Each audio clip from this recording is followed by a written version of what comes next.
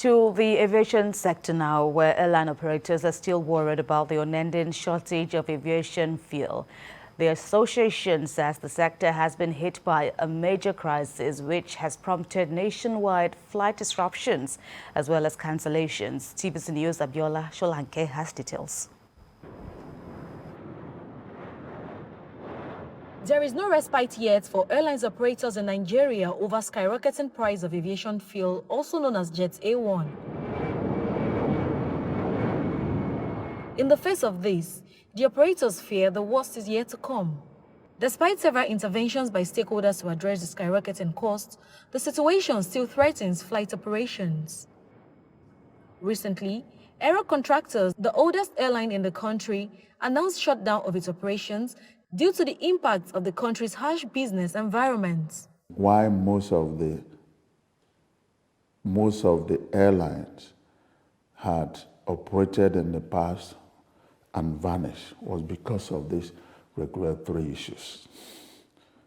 Because at that time, when you see increasing cost of operations, you are not allowed to adjust your ticket to fit in quickly. You see that? So what happens was that those other operators will watch by and just see everything they have left for vanish. There is no doubt that the industry is in crisis, but how can it weather this storm? If all of them can come down to say, okay, let's have what they call interline.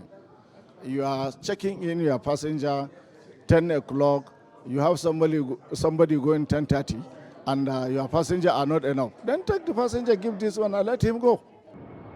Aviation analyst explains what this portends for Nigeria's economy.